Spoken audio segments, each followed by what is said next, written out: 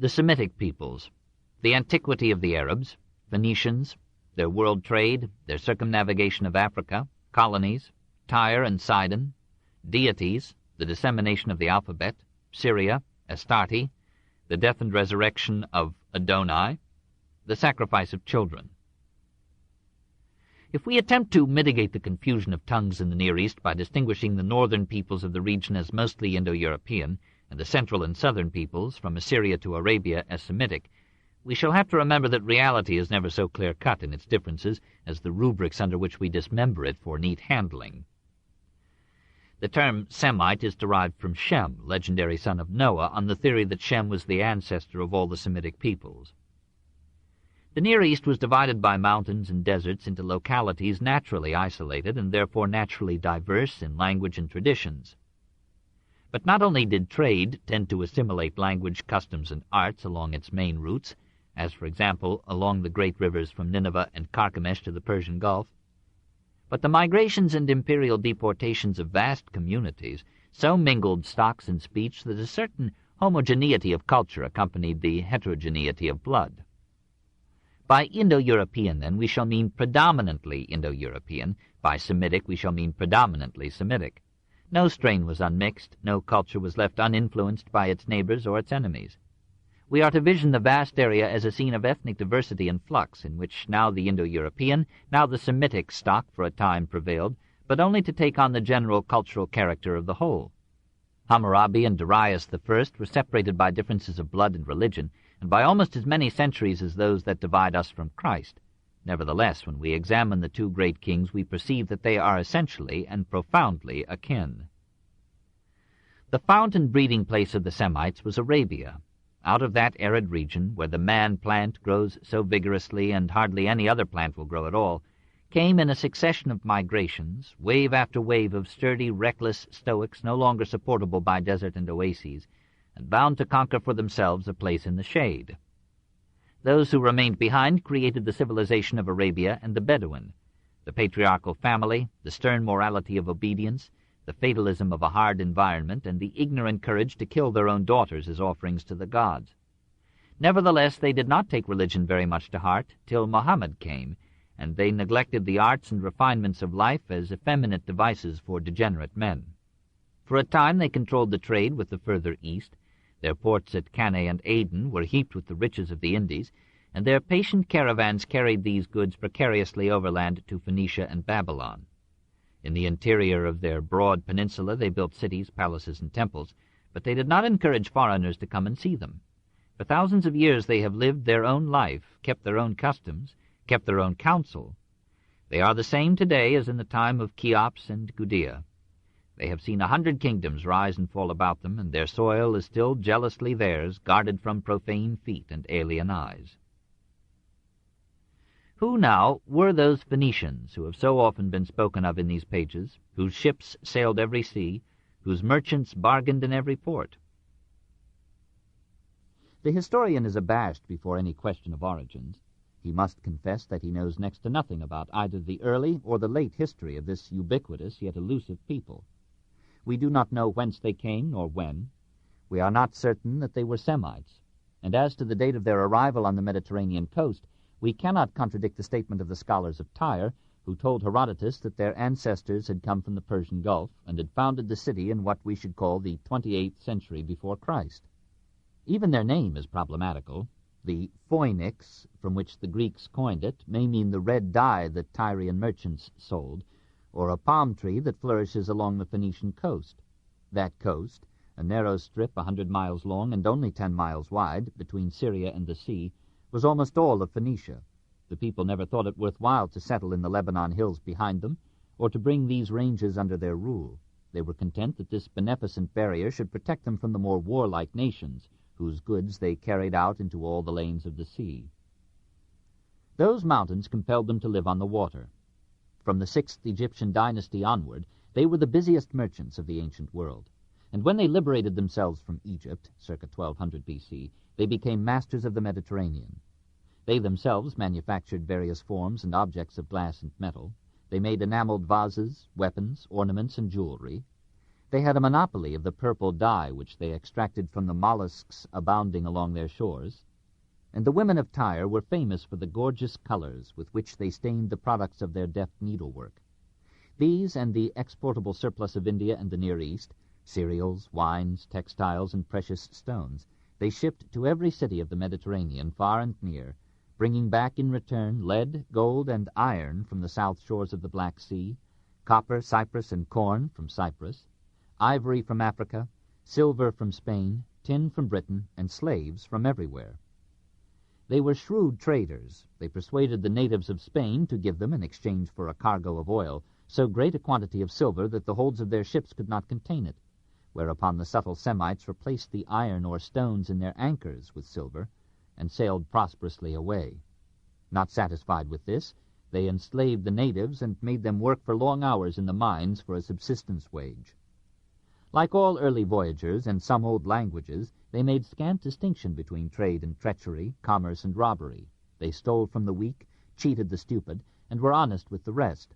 Sometimes they captured ships on the high seas and confiscated their cargoes and their crews.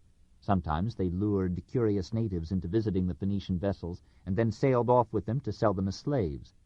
They had much to do with giving the trading Semites of antiquity an evil reputation, especially with the early Greeks, who did the same things. The Greeks, who for half a millennium were raiders and pirates, gave the name Phoenician to anyone addicted to sharp practices. Their low and narrow galleys, some 70 feet long, set a new style of design by abandoning the inward curving bow of the Egyptian vessel and turning it outward into a sharp point for cleaving wind or water, or the ships of the enemy. One large rectangular sail, hoisted on a mast fixed in the keel, helped the galley slaves, who provided most of the motive power, with their double bank of oars. On a deck above the rowers, soldiers stood on guard, ready for trade or war. These frail ships, having no compasses and drawing hardly 5 feet of water, kept cautiously near the shore, and for a long time dared not move during the night. Gradually, the art of navigation developed to the point where the Phoenician pilots, guiding themselves by the North Star, or the Phoenician Star, as the Greeks called it, adventured into the oceans, and at last circumnavigated Africa, sailing down the east coast first, and discovering the Cape of Good Hope some 2,000 years before Vasco da Gama. When autumn came, says Herodotus, they went ashore, sowed the land, and waited for harvest. Then, having reaped the corn, they put to sea again. When 2 years had thus passed, in the third, having doubled the Pillars of Hercules, Gibraltar, they arrived in Egypt. What an adventure! At strategic points along the Mediterranean, they established garrisons that grew in time into populous colonies or cities. At Cadiz, Carthage, and Marseille, in Malta, Sicily, Sardinia, and Corsica, even in distant England. They occupied Cyprus, Melos, and Rhodes. They took the arts and sciences of Egypt, Crete, and the Near East and spread them in Greece, Africa, Italy, and Spain. They bound together the East and the West in a commercial and cultural web and began to redeem Europe from barbarism. Nourished by this trade and skillfully governed by mercantile aristocracies too clever in diplomacy and finance to waste their fortunes in war, the cities of Phoenicia rose to a place among the richest and most powerful in the world. Byblos thought itself the oldest of all cities. The god El had founded it at the beginning of time, and to the end of its history it remained the religious capital of Phoenicia. Because papyrus was one of the principal articles in its trade, the Greeks took the name of the city as their word for book, Byblos, and from their word for books named our Bible, Ta Biblia. Some 50 miles to the south, also on the coast, lay Sidon. Originally a fortress, it grew rapidly into a village, a town, a prosperous city. It contributed the best ships to Xerxes's fleet, and when later the Persians besieged and captured it, its proud leaders deliberately burned it to the ground, 40,000 inhabitants perishing in the conflagration. It was already rebuilt and flourishing when Alexander came, and some of its enterprising merchants followed his army to India for trafficking. Greatest of the Phoenician cities was Tyre, that is, the Rock, built upon an island several miles off the coast. It too began as a fortress, but its splendid harbor and its security from attack soon made it the metropolis of Phoenicia, a cosmopolitan bedlam of merchants and slaves from the whole Mediterranean world. Already in the 9th century B.C., Tyre had achieved affluence under King Hiram, friend of King Solomon, and by the time of Zechariah, circa 520 B.C., she had heaped up silver as the dust and fine gold as the mire of the streets. The houses here, said Strabo, have many stories, even more than the houses at Rome. Its wealth and courage kept it independent until Alexander came. The young god saw in it a challenge to his omnipotence, and reduced it by building a causeway that turned the island into a peninsula. The success of Alexandria completed the ruin of Tyre. Like every nation that feels the complexity of cosmic currents and the variety of human needs, Phoenicia had many gods. Each city had its Baal, that is, lord or city god, who was conceived as ancestor of the kings, and source of the soil's fertility. The corn, the wine, the figs, and the flax were all the work of the holy Baal. The Baal of Tyre was called Melkarth. Like Hercules, with whom the Greeks identified him, he was a god of strength, and accomplished feats worthy of a Munchausen. Astarte was the Greek name of the Phoenician Ishtar. She had the distinction of being worshipped in some places as the goddess of a cold Artemisian chastity, and in others as the amorous and wanton deity of physical love, in which form she was identified by the Greeks with Aphrodite. As Ishtar Melita received in sacrifice the virginity of her girl devotees at Babylon, so the women who honored Astarte at Byblos had to give up their long tresses to her, or surrender themselves to the first stranger who solicited their love in the precincts of the temple. And as Ishtar had loved Tammuz, so Astarte had loved Adonai, that is, Lord, whose death on the tusks of a boar was annually mourned at Byblos and Paphos in Cyprus, with wailing and beating of the breast. Luckily, Adonai rose from the dead as often as he died, and descended to heaven in the presence of his worshippers. Finally, there was Moloch, that is, king, the terrible god to whom the Phoenicians offered living children as burnt sacrifices. At Carthage, during a siege of the city, 307 B.C., 200 boys of the best families were burned to death on the altar of this fiery divinity. Nevertheless, the Phoenicians deserve some niche in the hall of civilized nations, for it was probably their merchants who taught the Egyptian alphabet to the nations of antiquity.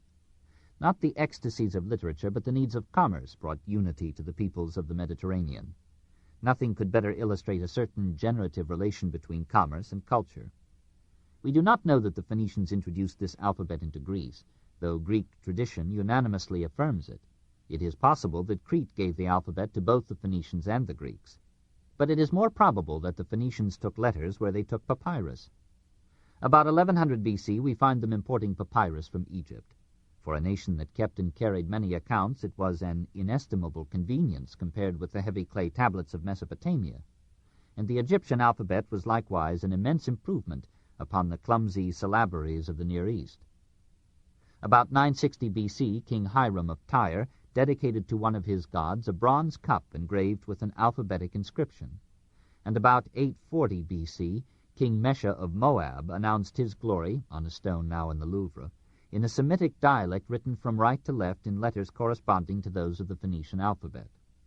The Greeks reversed the facing of some of the letters because they wrote from left to right, but essentially their alphabet was that which the Phoenicians had taught them, and which they were in turn to teach to Europe. These strange symbols are the most precious portion of our cultural heritage. The oldest examples of alphabetic writing known to us, however, appear not in Phoenicia but in Sinai. At Serabat el-Kadim, a little hamlet covering a site where anciently the Egyptians mined turquoise, Sir William Flinders Petrie found inscriptions in a strange language dating back to an uncertain age, perhaps as early as 2500 B.C.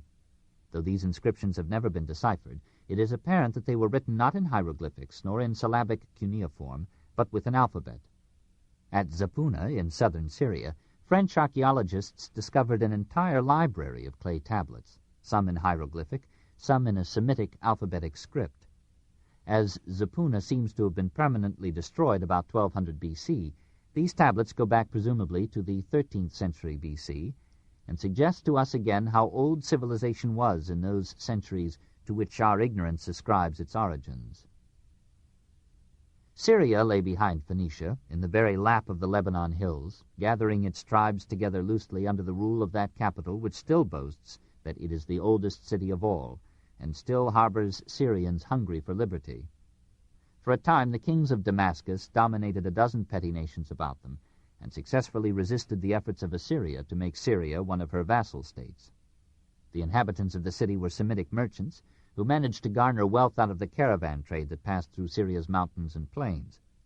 Artisans and slaves worked for them, none too happily.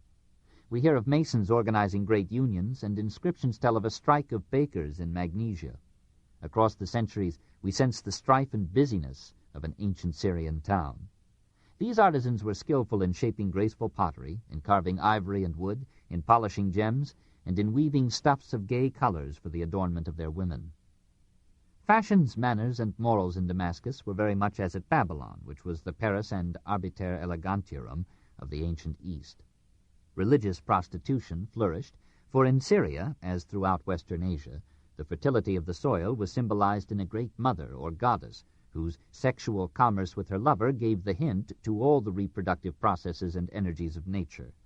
And the sacrifice of virginity at the temples was not only an offering to Astarte, but a participation with her in that annual self-abandonment which, it was hoped, would offer an irresistible suggestion to the earth and ensure the increase of plants, animals, and men. About the time of the vernal equinox, the festival of the Syrian Astarte, like that of Cybele in Phrygia, was celebrated at Hierapolis with a fervor bordering upon madness. The noise of flutes and drums mingled with the wailing of the women for Astarte's dead lord, Adonai. Eunuch priests danced wildly and slashed themselves with knives. At last many men, who had come merely as spectators, were overcome with the excitement, threw off their clothing, and emasculated themselves in pledge of lifelong service to the goddess.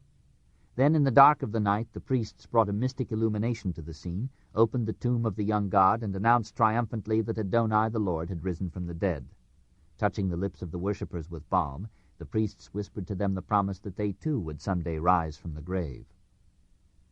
The other gods of Syria were not less bloodthirsty than Astarte. It is true that the priests recognized a general divinity, embracing all the gods, and called El or Elu, like the Elohim of the Jews. But this calm abstraction was hardly noticed by the people, who gave their worship to the Baal. Usually they identified this city god with the sun, as they identified Astarte with the moon, and on occasions of great moment they offered him their own children in sacrifice, after the manner of the Phoenicians. The parents came to the ceremony dressed as for a festival, and the cries of their children burning in the lap of the god were drowned by the blaring of trumpets and the piping of flutes. Normally, however, a milder sacrifice sufficed. The priests slashed themselves until the altar was covered with their blood, or the child's foreskin was offered as a commutation for his life, or the priests condescended to accept a sum of money to be presented to the god in place of the prepuce. In some way the god had to be appeased and satisfied, for his worshippers had made him in the image and dream of themselves, and he had no great regard for human life or womanly tears.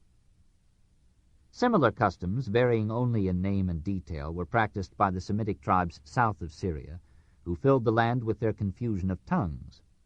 It was forbidden the Jews to make their children pass through the fire, but occasionally they did it nonetheless.